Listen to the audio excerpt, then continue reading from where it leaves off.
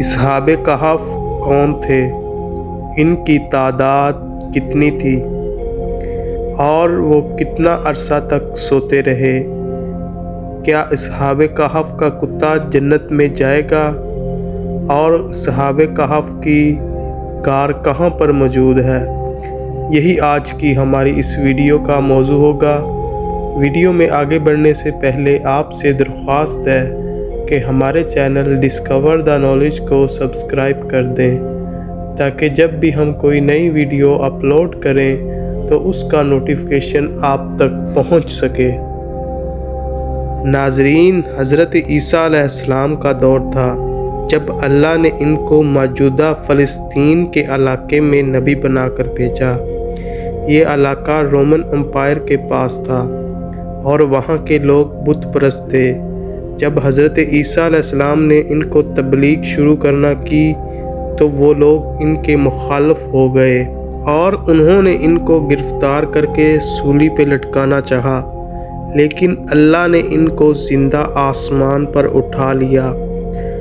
وہاں پر جو بادشاہ تھا جس کا نام دقیانوس تھا، وہ اگر کوئی بت پرستی سے انکار کرتا تو وہ اس شخص کو قتل کروا دیتا تھا۔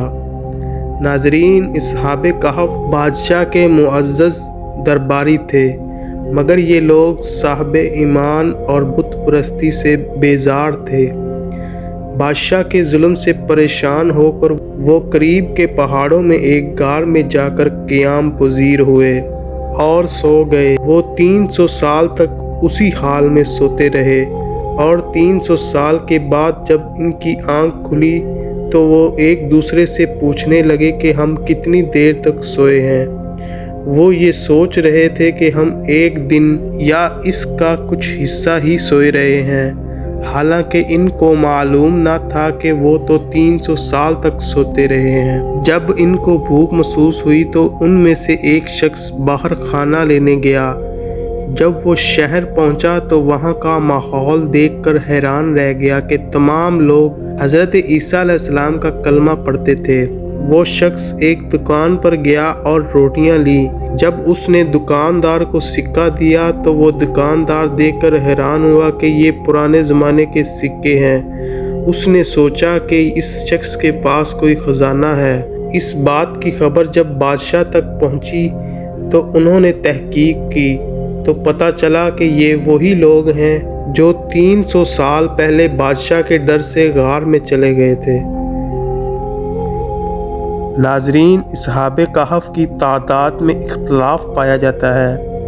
ان کی تعداد 5، 7 اور 13 تک بھی بتائی گئی ہے، اور یہ واقعہ قرآن کی بڑی نشانیوں میں سے ایک ہے۔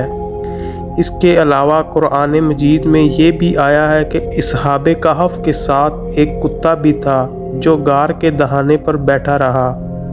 ناظرین، کئی مفسرین کے مطابق اصحاب کہف کا کتا بھی جنت میں جائے گا۔ اصحاب کہف کا غار کہاں پر موجود ہے، اس بارے میں بھی اختلاف پایا جاتا ہے اور کئی غاروں کو ان کے ساتھ منسوب کیا جاتا ہے۔ اردن کے دارالخلافہ عمان میں موجود ایک غار ہے جسے اصحاب کہف کا غار کہا جاتا ہے۔ ناظرین، اسی امید کے ساتھ اجازت چاہوں گا کہ آپ کو ہماری یہ ویڈیو پسند آئی ہوگی۔ ملتے ہیں جلد ایک تاریخی اور معلوماتی ویڈیو میں، تب تک کے لیے اللہ حافظ۔